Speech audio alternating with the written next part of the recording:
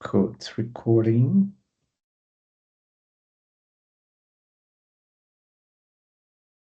Can you guys still see my screen? Cool. Yep. Awesome. I think we can get started and people are going to join us along the way. So, Leah, first of all, thank you so much for joining us today. It's awesome that you're going to share a bit of your experience as a cybersecurity manager with us. I've been in this role in my career as well, but it's been a long, long time. I do have some memories that I can share, but probably not as relevant as you doing it on a day-to-day basis recently, right? Or to this point. So yeah, so the theme for today is a day in the life of a cybersecurity manager. Let me just admit a couple of people joining. We have Leah Christiansen joining us today. She's going to take us through her journey as a cybersecurity manager. We have a couple of questions I'm going to ask her, and you guys can also ask any questions you might want to ask of her. A bit of house rules. Just let me know if my screen is sharing okay. Hopefully it is. So share. And I wanted to make it full screen slideshow from current slide. Is it okay? Okay, cool. Yeah, so a bit of house rules. Also, since we're a group, let's keep the mics muted just so we can hear what people are talking about. Raise your hand to speak. We're going to follow the order of hands raised. We're recording and posting these on YouTube. We're going to keep it to English only. Don't be shy. We're not here to judge. We're here to learn. If you don't feel comfortable speaking, send your questions via chat and let's make these fun. So, as I usually say, this is that time of the day that you can sit back, relax, and listen to all the goodies that Leah is going to share with us. Ask questions. No question is a stupid question, so absolutely don't be shy. Let me jump to the next slide. So, quick intro. So, you guys probably know me, but a little bit about myself, Adri Leite. I've been running Cliffside Cybersecurity for the past 11 years. I've been in the cyberspace for 25 years, but the special guest of the day here is Leah. Leah, can you introduce yourself and just tell us a little bit about you? Yeah, sure. So I'm Leah. I work at Delta Electricity, which is a power station. We also own a mine, and I'm employed as a cybersecurity manager, and I've been in the cyberspace for not too long, actually, only about 3 years, heading into a fourth. So not too long, but in the IT industry for longer. So I actually kind of grew up through the routes of an IT support officer. Awesome. Thank you for that. So, before we start, can I ask you guys to scan this QR code because we're gonna jump to a Menti and ask you a few questions just to see what you guys think about the cybersecurity role or the cybersecurity manager role. I'll give you some time to scan it. If you guys can give us a thumbs up once you've done it before I change screens.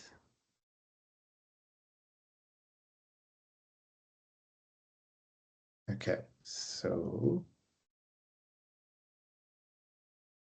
hopefully you're good to go. So, Leah, did you scan it? Cool, awesome. So, what comes to mind when you think of a cybersecurity manager? So, just share a few words with us of what you guys think when someone mentions this particular role. So, bridging the gap, awesome. Don't be afraid to make any mistakes. Just share what you think.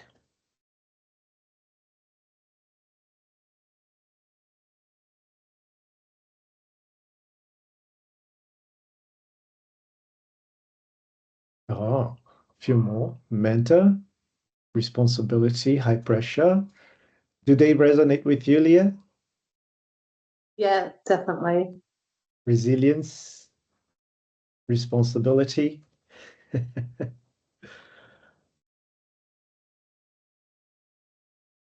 Resilience, responsibility, high pressure, mentorship, leadership. Uh, I would say during my time, all of those applied, especially the high pressure one. Is that is that the same for you, Leah? Yes, definitely. I don't think that's been any more relevant than it is right now. Like the pressure is definitely on more than it ever has been before too. It's only going to increase. Okay, so next one, let me just jump this one here. I can't see your screen anymore. If Let you're me reshare it. Oh, shit.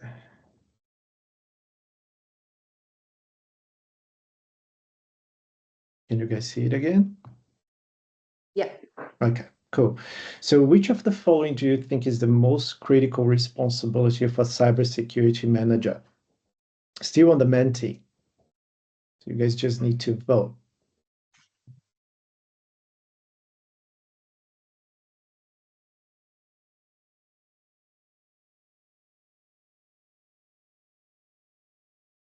It's not a tricky question. Manage people.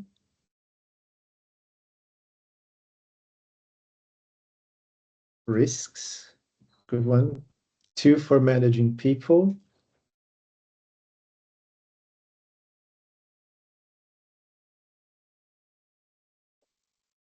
I don't see anyone mentioning technology or process. Strategize for sure. Cool. So Leah, do you agree with that? Yeah, they're quite relevant. Managing people and risks are probably the highest in my role, but I am very lucky where I work with a technology manager who he really owns all the technology. However, I'm constantly having to be across all platforms. So it definitely does include managing the technology just from a security aspect. Um, Managing process, you always get wrapped into the process and strategize. I feel like that's going to be a big one, especially when my team grows. So yeah, definitely strategy has to kind of be set before everything, but managing people and risk are really up there. Yeah, I absolutely agree with you.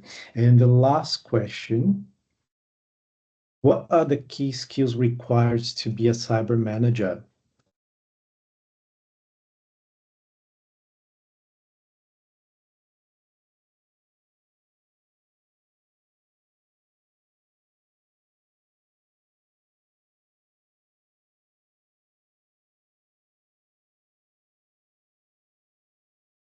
I can think of a few of them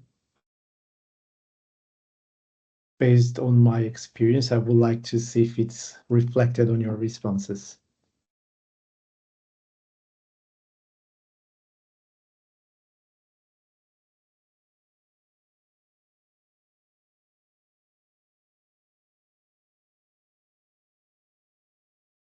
Okay, so the first one coming in, need to be able to understand the business needs and work cyber controls into the business.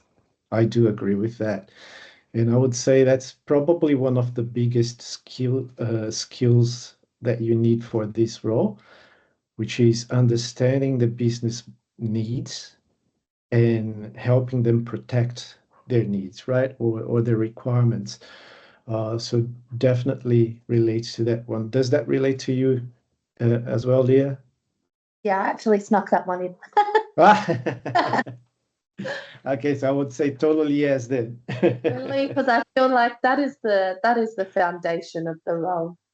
Yeah, no, I totally agree with you. Let's understanding the risk appetite and threat landscape.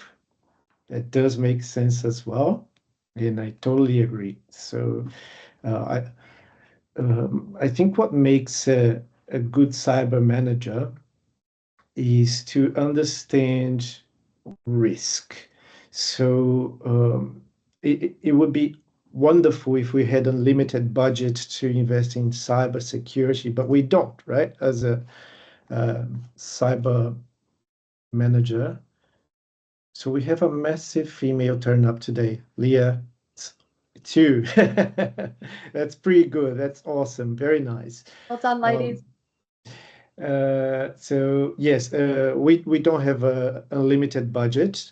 Therefore, it's a risk management exercise, right? So you prioritize the issues you're going to address based on risk. Do you agree, Leah?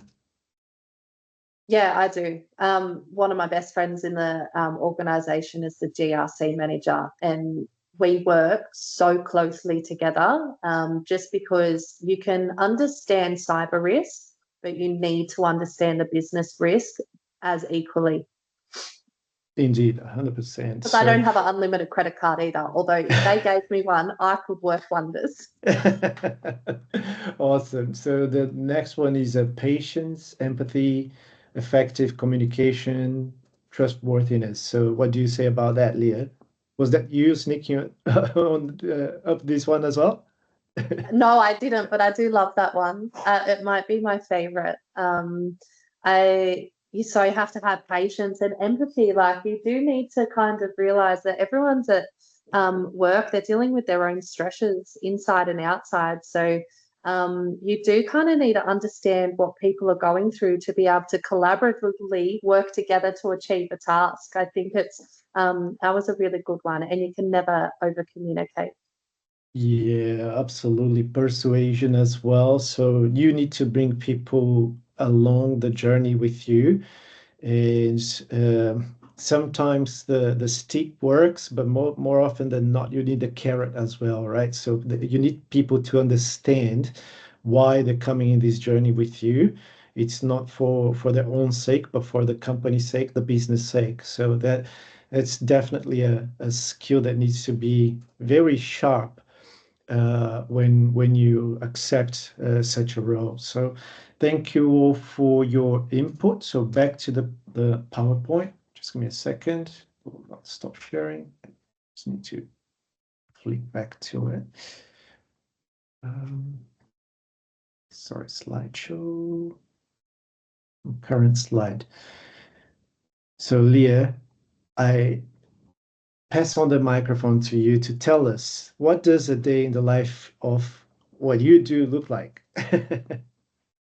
I had to laugh at this question because I really needed to think about it because, like, one day is truly never the same as the next. But I've picked a Monday because Monday is my most routine day. And one of the most favorite things I like to do of a Monday before I even open my laptop is I do a big brain dump. And that is both personal and work, everything on my mind when you go, oh, I've got to do this, I've got to do this. I literally brain dump it all onto one sheet or how many I need. And then I take a highlighter out and I highlight maybe some tasks that are achievable that week. And I, to be honest, would highlight maybe 4 out of 20. So it is purely just so I can keep my mind focused during the day. I'm one of those people, if I'm working on a task, things will just slip in there. So I think ever since implementing that, it's been amazing. I check in with the team, have a bit of weekend banter. How are you going? How was the weekend? How's the kids' sports going? I do an inbox skim. I prioritize anyone or any important tasks, or if you've flagged it important, I'm not looking through my whole inbox straight away. Then we do like a weekly management think tank. So the managers kind of get together for an hour, hour and a half, whatever it takes. And we kind of go over what went well, what went terribly well, what went terrible. And we also try think of any initiatives that we can kind of put in place for the team. We don't always come up with initiatives, but just stepping into that creativity space is quite important, especially on a Monday. Do project check-ins. So I actually check in with Cliffside. We're running a major project that runs for 3 years there. And then just all the normal stuff. We go into see your security logs. We're configuring a lot of things in Microsoft at the moment. So we look at the audit log, see if there's picked up any false positives, fine-tune those policies. And then I take another second attempt at the inbox, never works the second time, tackle some things on my list that I made already. And then I lunch with the girls. The reason why I put this in is I come into work with like such a almost unachievable goal set that I really have to be like so focused. And if I did not force myself to go on a lunch break, I would not have a lunch. So lunch breaks keep you sane. They also keep you more I get more productivity essentially out of myself if I am able to step away. And then more inbox. My inbox is insane. Team banter again, check back in with the team, have a whinge, what's not working for us, what's working for us, and then I just keep tackling that list until the day's done. Awesome. And tell us a little bit, since we have a massive female turn up here, how do you feel about working in a space that is inherently male driven? I would say it's electricity and mining, I suppose. So I'm guessing that there are too many men, not enough women. So how does that feel like? Do you have any extra challenges because of that? It's a really good point, and I don't really see a heap of challenges personally for myself, but I have seen them with other women in our organisation and other organisations. I do go to a lot of like I went to like a women in leadership training and things like that. So it's a very relevant question. For me, I don't, as much as there is definitely a divide out there, I am so lucky that there's no divide where I am. I guess at my earlier career stages, I did a lot of networking, and I did network because we're predominantly male in our organisation. I was forced to network with males. But one thing I'm part of this mentor program where some women are really struggling with that. And one thing that I've kind of noticed is men in the organization and outside organizations, they do this incredible thing where they kind of mentor each other unofficially. So whether like their car's broken down and there's a particular part that's like not working, if you actually see, they kind of all get together and they all chat about it, and they'll even kind of all get together and tinker about it. And that kind of translates in the business world. They naturally organically draw to each other and they mentor each other and they bound together to kind of get that problem solving happening. And I do find as women, we kind of sit back and we don't jump forth with those contributions. They're not excluding us for any type of reason. It's just because they are excited and they jump forth. They kind of have that confidence where they put themselves in those situations. So I am very conscious that around me, I'm constantly putting myself in those circumstances, whether it's comfortable or not at the start. And what I find is I get a lot more opportunities that way rather than if I was to take a back seat, I probably don't get too many opportunities. But if I'm constantly putting myself at the table, whether there's a seat, I'll drag a seat there.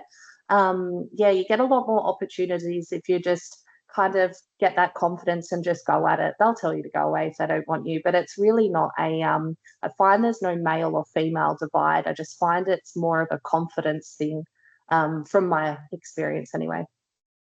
Oh, that's awesome. So if anyone has any questions, just raise your hand, as I mentioned before. But it's good to hear that, Leah. So because we've been mentoring quite a few people over the past few months, and we do have mostly women reaching out to us and asking questions, asking for mentorship, and I find that amazing. So just, taking the step, getting out there and not being afraid for whatever reason.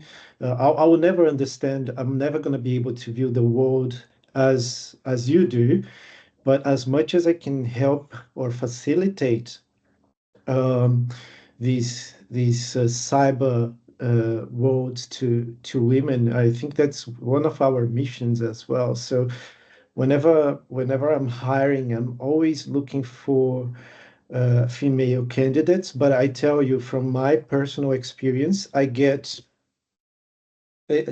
I get 100 resumes, maybe 99 of them are males.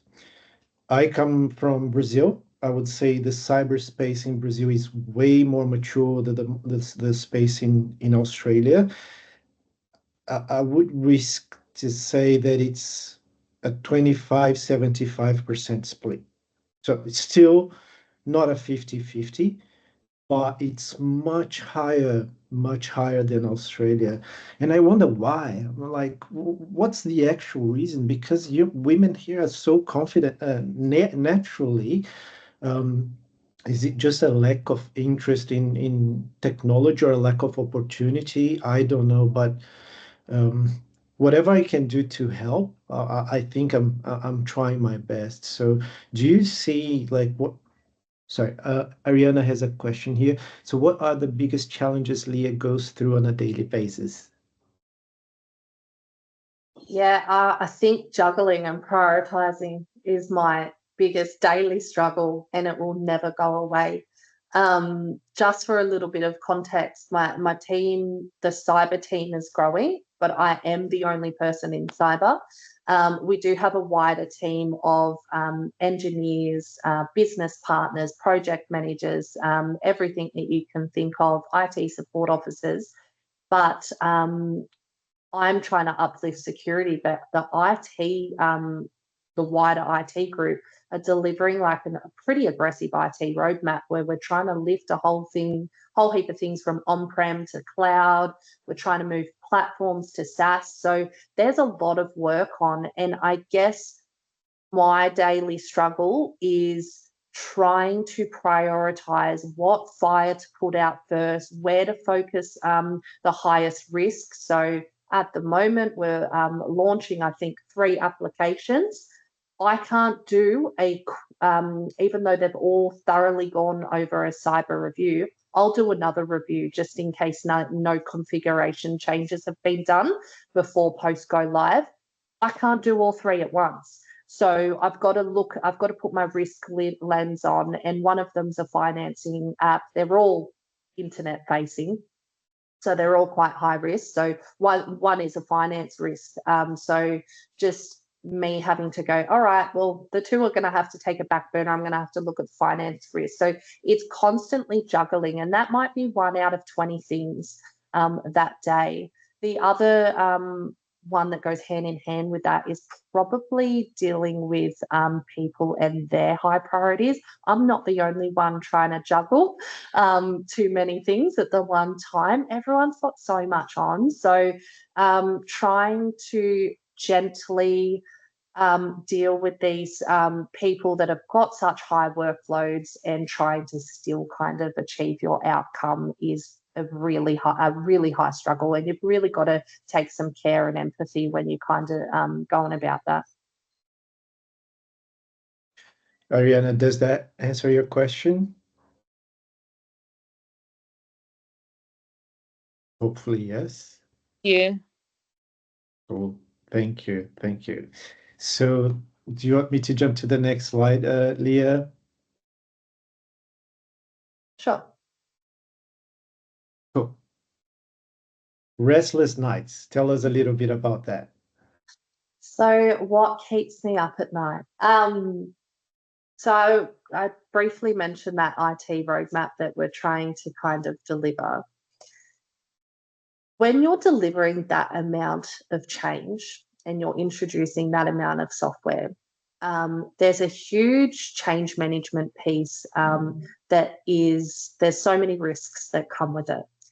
There is the risk that changes are getting done, or infrastructure is getting put in without your knowledge, purely because they're trying to meet an end date for their projects to finish up.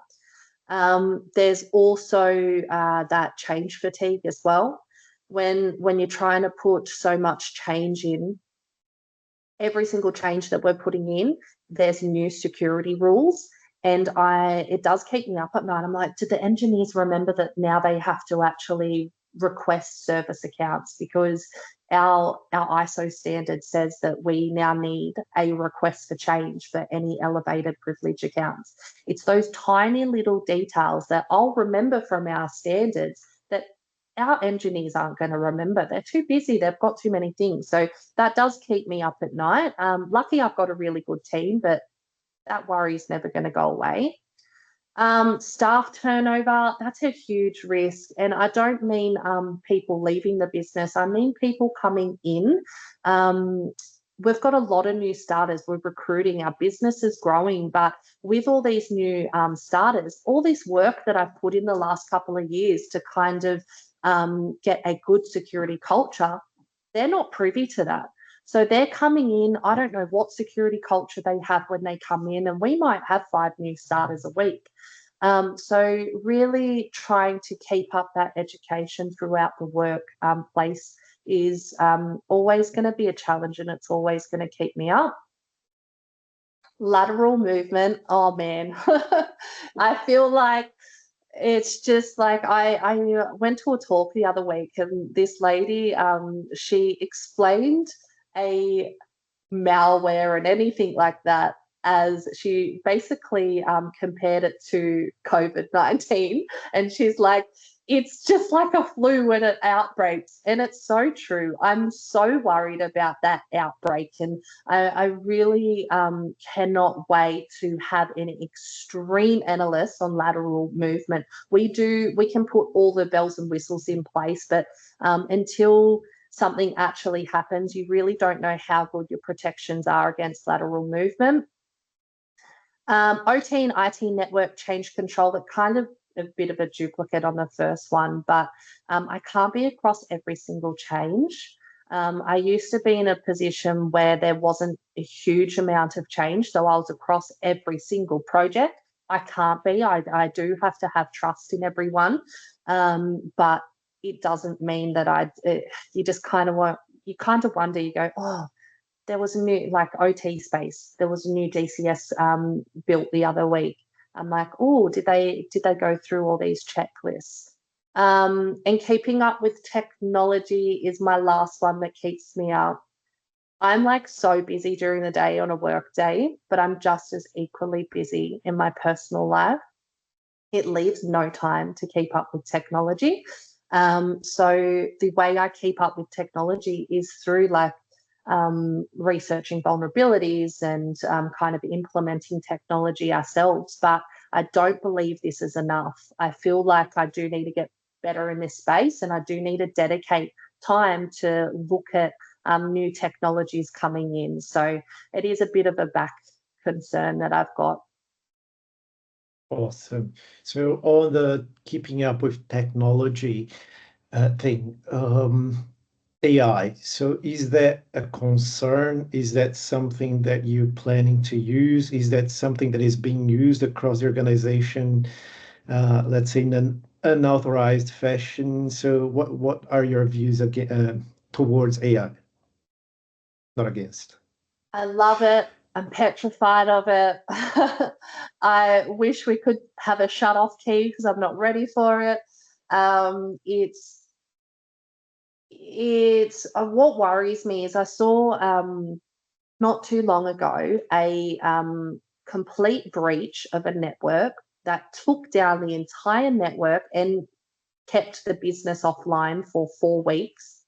And it was an attack done within 5 minutes. So it came in via a phishing email, very simple, executed simply, and it spread throughout their network and was able to take them offline. And it was all done within 5 minutes. I don't know a human on the planet that can detect, control, isolate, and remediate a breach like that within 5 minutes. So the AI tool, it scares me that it's able to do this, but on the flip side, we've got AI tools that can actually do that detection and that remediation and isolation within the 5 minutes. So AI, I really do love it, but I do think that it's almost a weekly task at the moment to kind of keep up on what the latest vulnerabilities are. You've all probably seen the Claude incident where Claude AI, they were upgrading the model. And essentially the AI actually blackmailed the engineers who are upgrading the model. So it's all those type of new threats that are coming in. ChatGPT, there was a vulnerability where it was injecting malware when it was creating images. So it does, AI risk worries me more than the actual platform itself, just keeping up to date with all the latest risks. Yeah, no, that does make sense. We've done just talking about that topic. We've done a penetration test. We don't call it a penetration test. We call it an abuse test of AI for a client of ours. And I'm not obviously not getting to the details, but basically they have trained this AI model for a specific purpose. The AI model would be made public as a chatbot.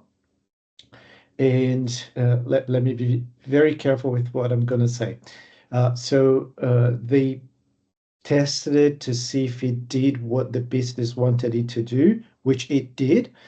But when they brought us in to do an abuse case test, we could get the AI to teach you how to make bombs, how to do things that I cannot mention. Otherwise, this video is not going to be posted on YouTube, or is going to be blocked by YouTube. But like insane things that they did not consider. They focused on making the AI do what it's supposed to do for them, but they didn't look at the other things that AI shouldn't be doing.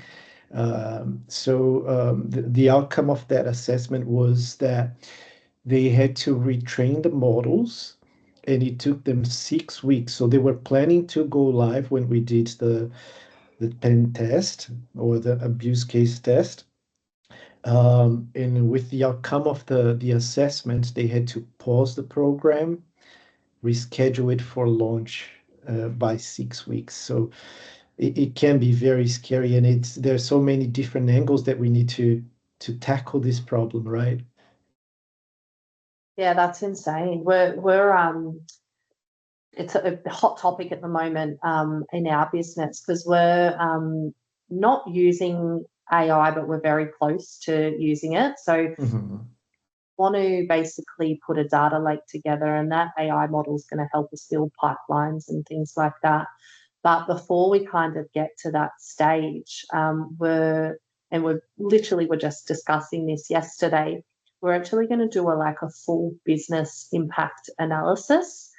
So we'll have GRC at the table, have cyber at the table, and a whole heap of people kind of come together and look at the risk. I don't think that you steer away from AI. I definitely think we need to be using it. It's just fully understanding the risk, because if you don't use it, you're just going to get left behind. So it's a really hot topic at the moment. We literally just floated that idea of a full business kind of risk analysis yesterday. Excellent. That's very good. So let me jump to the next slide. Anything else on this slide? Yeah? Cool. No. So now tell us a little bit about how it all started for you. How did you get to where you are today? So I had a really non-organic transfer to cyber. It was I left school and left home quite early, earlier than normal people. So I was very much driven by money, which basically landed me at Delta, and I was trying to get any foot in the door, and I ended up working in workers' compensation. And unfortunately, I wasn't that great at the legal side, but I was really good at the system side. I was writing a whole heap of letters, and look, I never got it. It wasn't a good job for me, essentially. But I really did like the system side, and no one else could seem to work this system apart from me. And I'm like, this is easy. Like, it's technology. You just tell it what you want to do, and it gives you real live feedback. Anyway, Delta then decided not to be a self-insurer, and then I had no job. And Delta didn't want to kind of put me out of a job, and they were trying to look in areas of the business of where I could fit in. And that's where IT kind of came along, and I became an application administrator slash owner. And I really loved it. I really loved the system, but I did get bored very quickly. I think I was only in that role for like 2 years. And in that 2 years, I asked my boss for more projects, more projects. Then I just told him, look, I'm really sorry. I'm too bored. I need to kind of progress in my career. And quickly an IT support officer role kind of come up for me. And I got an extreme exposure of the business. So really loved.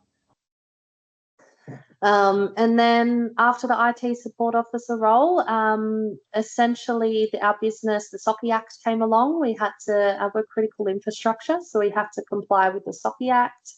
And they're like, oh, we need a cybersecurity person. Market was flooded at the time. And our CEO was like, why can't Leah do it? 3 big bosses got in a room. They all agreed that I would do it. Then they came and saw me and asked me, and I was like, well, how do I say no to them? So I reached out to a mentor at the time, which was an exec manager, and I was just like, what do I do here? And he's like, it is a career limiting move to say no. How about you say yes and put in a clause that in 12 months' time, when the market's less flooded, you get your old job back. So I did. 12 months went by. I loved the role. And then ironically, I had to apply for my own role. Of course.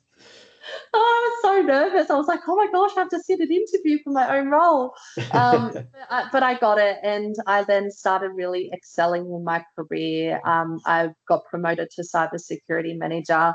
And yeah, I love the role now. It's got so much chaos, and I've got really big plans for this role and how I'm going to build it out for the next couple of years, not just Australia too. I want like a bit of a global kind of collaboration happening with this role and other companies. So yeah. Amazing. That's so good to hear, Leah. So with regards to technical background, did it play a role for you to get this opportunity as a cybersecurity manager, or do you reckon it doesn't make much of a difference? For me, it would have made a difference for me from a confidence perspective, but from a business perspective, they really wanted someone that could understand business, understand the cyber risks. And at the time, I had an extreme limited budget. I'm talking 30 to 60 grand a year. So that is not much when it comes to cyber. So they needed someone in the role that could implement security in practical ways that could actually work with the business that wouldn't cost a whole heap. I was up against some pretty technical people when I did go for my role, but they were very, very much focused on the technical, and sometimes that comes along with a price tag, whereas I did have somewhat technical exposure in business. So for me, personally, it was just a confidence thing. I did really want that technical, but I didn't have it. The business did not care less. They knew that I knew my stuff. They just knew that they didn't really care about the certificate behind it at that particular time. That's amazing to hear. There are quite a few people reaching out to me asking, "Oh, do I need to be a technical guru to jump into the cyberspace?" So hearing what you just said, the answer is basically no. However, you need to be at the right place and the right time, right? So it is possible. Usually I say if you have some technical knowledge or background, that's not going to play against you. It's the actual opposite. It's going to play in your favor, but it's not a prerequisite, right? So, sorry, someone is joining us again. It's not a prerequisite. So it's good and refreshing to hear that there is a path to cybersecurity that does not strictly require you to be a technical guru. That's very good. Any other points on this slide, Leah? No. You jump to the next one. Training, certifications, and the learning journey. So tell us everything about what you study, what makes you who you are, and makes you progress in your career. Yeah, so I full disclosure, whenever someone asks me, oh, what did you study? What are you certified in? I get really self-conscious because I don't actually have any cyber certificates. I did not study cyber. As I mentioned, I left like pretty early in my young life to kind of go off and stand on my own 2 feet. So I didn't even have the luxury to go study anything at uni, let alone an IT degree. So this question kind of does scare me a little bit. However, what I have done is I'm an extremely hard worker and I do have a really good work ethic. And just because I don't have a formal certificate doesn't mean you can't learn. There are so many tools out there that you can learn. You can even really kind of learn off articles and kind of get the gist. Okay, there's the threat, and you look at that particular threat and then you go a deep dive under there. So how I have learned my cyber role and even my IT background is through mentorship. I learn from everyone around me. I learn on the job. I'm very curious. I don't annoyingly ask questions. I kind of sit patiently and watch what people are doing, and then kind of go, all right, why did we do this? And kind of look at it from a holistic point of view as well, which is where I think I really got a lot of strengths in business. Community, I've built like a good community over the time in the cyberspace. I was a little, like I said, I got asked to do the job, so I was very shocked in the first 12 months. So I did have to kind of create that community really quick, but you can learn off each other. Don't actually be afraid to kind of stand up and say, oh, I actually don't really know too much. Can you please tell me what you just said? Because it did not sound like anything remotely that represents English. So that's where I started, and now I can be quite confident going to those techie forums. Research, awareness of what's around you, awareness of the business as well. You can't keep your eyes off that. And then I wrote never lose touch. So I never lose touch of like kind of what's going around me, where I've come from, everything like that. Because in this role with so many pressures, so many responsibilities, it is very quick to kind of go to your engineer and go, oh, we've got 20 machines unpatched. What are you doing? You've got to just never lose touch of where you were when you were patching those machines and when you were patching those servers. And then instead of actually going to them and going, oh, we've got 20 unpatched, you actually go to them and go, hey, is the patching regime working for you? Why are we getting these 20 that's unpatched every single month? And then you together look at a solution, and then you're actually researching a different way to automate patching, and then you're slowly growing actually your technical ability along the way. So that's kind of how I got to where I am. However, in saying that, as soon as I'm getting my team is growing, and when they do come on board, one thing I'll be doing is reaching out to a mentor program and figuring out what the hell I do want to study. I actually do want a certification. I just don't know where to start because I've now got all this experience and no piece of paper to kind of go with it. So it's a bit of a, it intimidates me a little bit, but yeah. Okay, so Sarah, So, fellow curious cat here. So, shout out. So, how do you recommend communicating your knowledge on cyber when pursuing roles and in the end networking? In coding, you have GitHub. In creative roles, it's a digital portfolio, blog, etc., etc. How do you approach it? Very good question. Let me just quickly read over the first start again.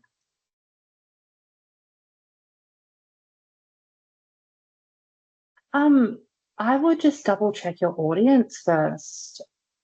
When you say communicating your knowledge on cyber when pursuing roles and networking,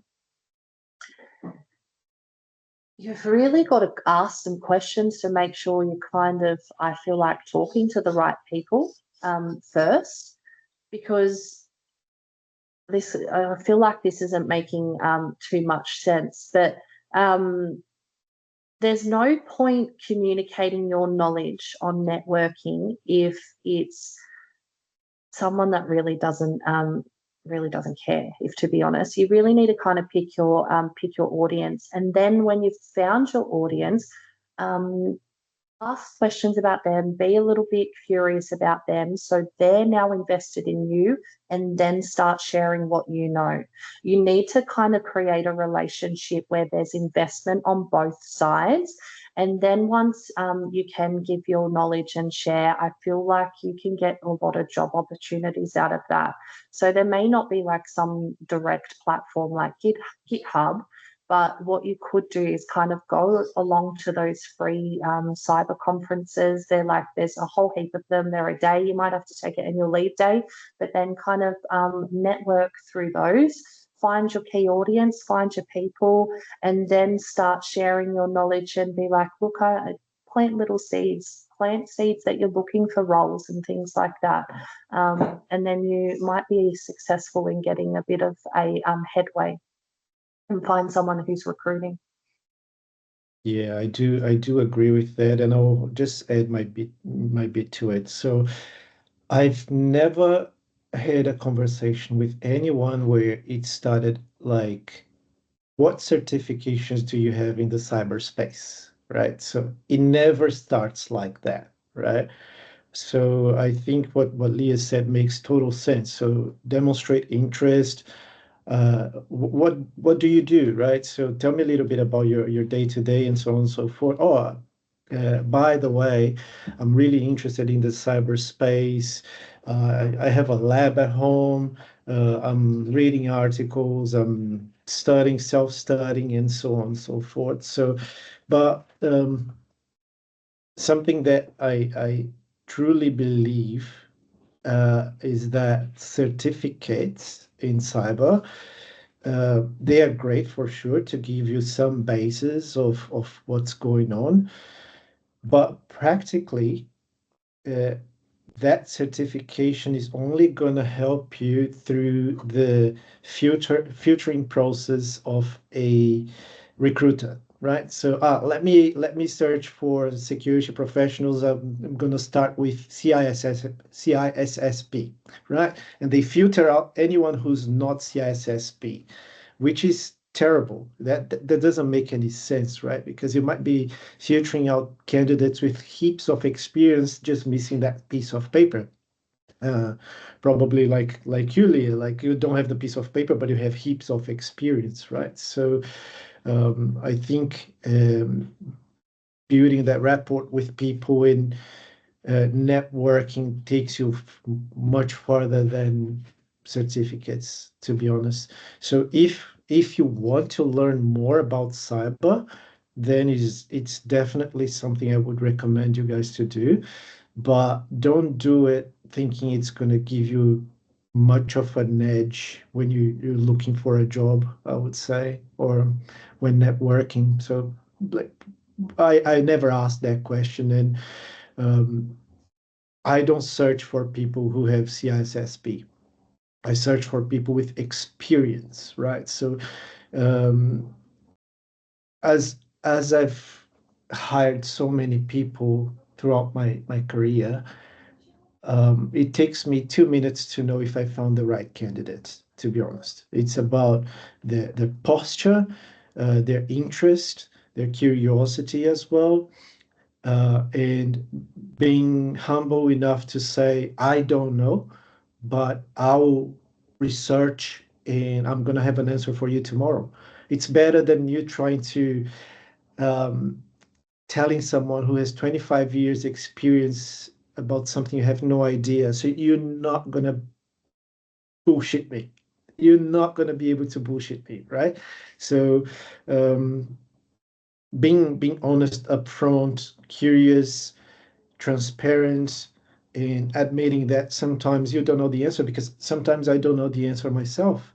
And I think it's very, it opens different opportunities when you say, mate, I don't know the answer to that question. I need to do some research. Let me get back to you tomorrow if that's okay. As opposed to looking like a fool.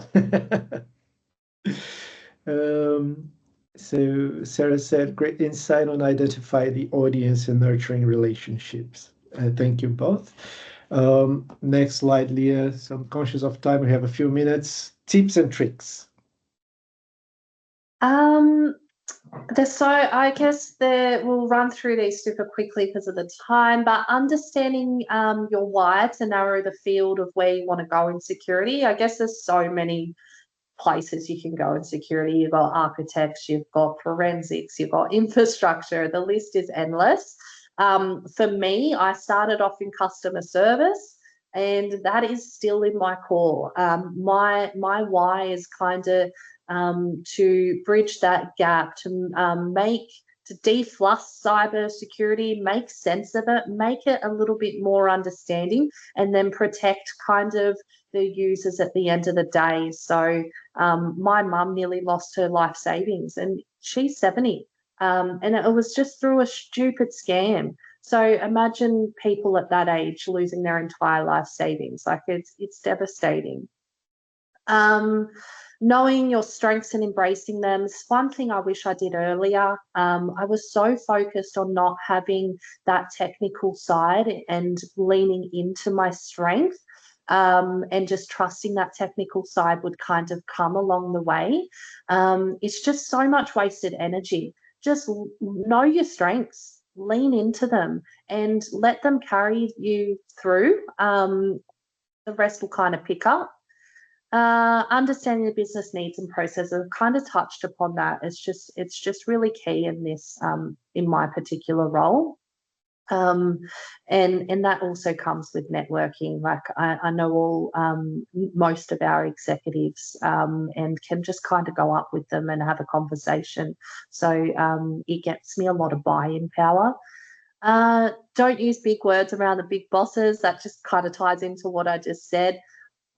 Our CIO does not want to hear technical words. You need to be able to be relatable so they understand what the hell you're talking about, so they can then help you.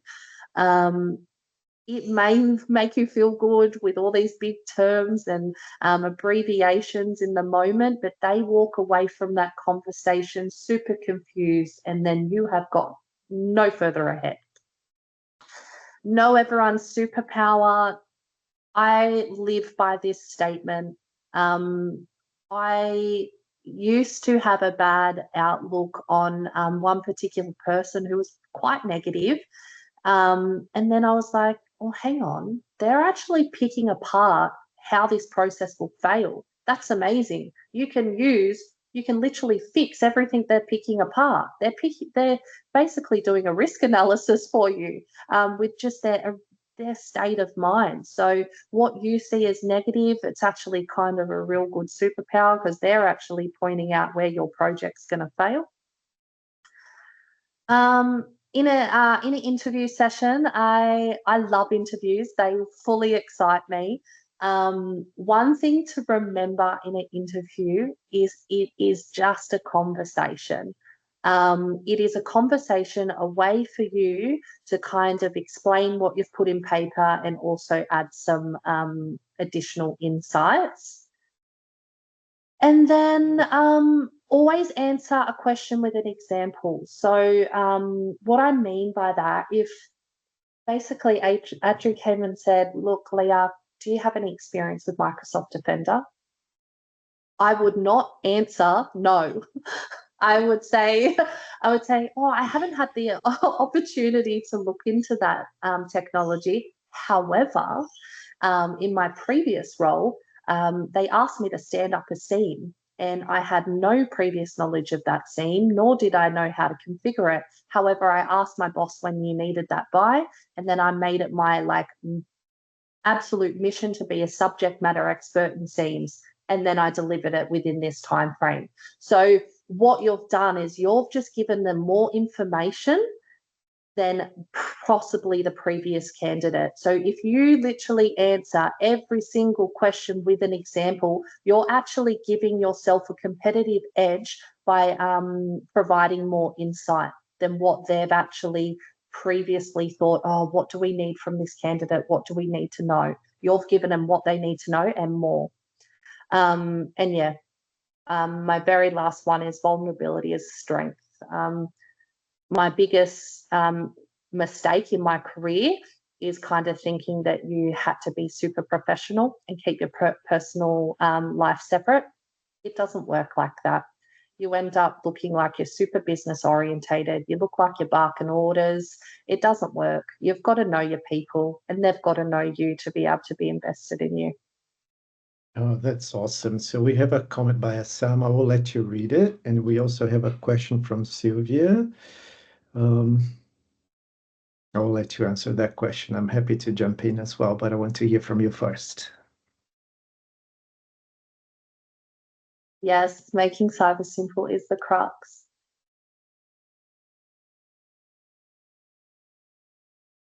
Customer service and background and switched to cyber almost 5 years ago. That's amazing. Yeah, Assam, I'm with you. Do you have any tips for people who have had a career break from cyber looking to jump back into the workforce? I'm terrified of interviews. Ooh, if you've had a break, don't look at it as a break, even if you truly believe it's a break, or say you've been on mat leave and you really haven't had a break and you've been kind of raising this human. Just reframe your mind. You've had 2 years to kind of sit back and relax and look at all the vulnerabilities come through and research them. And even if you don't research them, quickly research them before your interview. It's very daunting. I understand that, kind of getting back in the industry, but I went on holidays, was it last year or this year? Can't remember, but I went on holidays for 3 weeks or 6. Anyway, I came back and I felt like I'd missed a huge amount of things, and I had to kind of get myself back up and running. My point is, this space moves so quickly.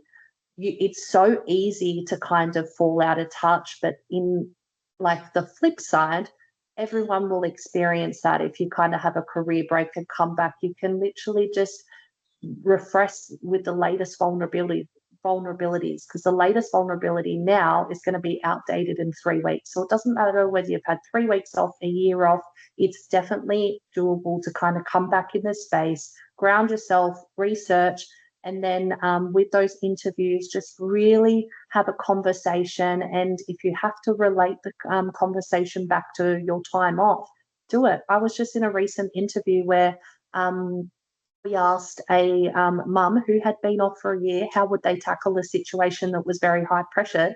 And she answered with and I remember this, she answered, oh, I do this all the time. My bubba needs feeding, and then my husband also needs lunch, and then my older son wants dinner. And she was saying that she's constantly dealing with competing priorities. So don't be afraid to kind of use that to your advantage. Just own that you've had time off.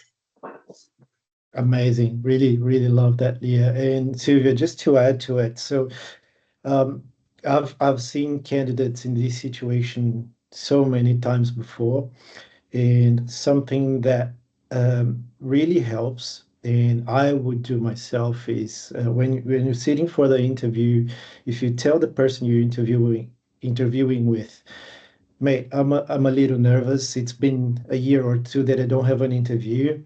I apologize if I'm stuttering, but yeah, I just wanted to let you know. So now the responsibility is on that person to extract information from you, knowing that you're not fully comfortable, right? And if you're interviewing someone who's worth your time to work for them, they are going to be compassionate enough to tell you, don't worry, this is just a chat.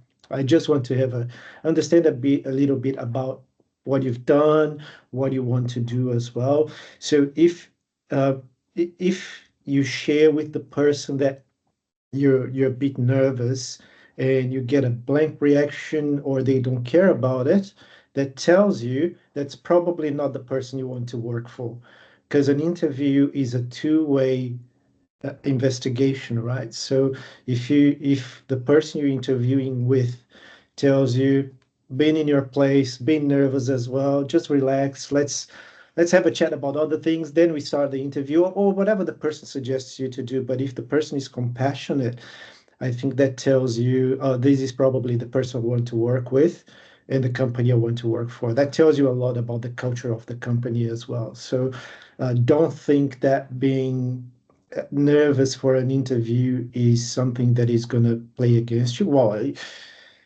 it can if you're totally terrified and you're not being able to put words together. But if you break the ice, it usually helps you to regain your feet and talk a bit more about yourself, about your experience. So I think that goes back to Leah's last point, which is vulnerability is a strength, right? So just play it in your favor.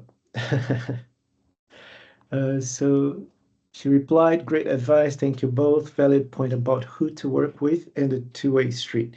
So stay human, lean into your story. Love it. Thank you both. No worries.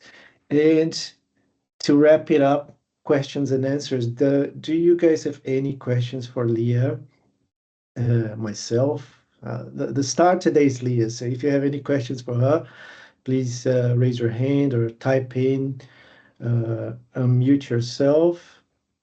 But if not, we're gonna wrap up.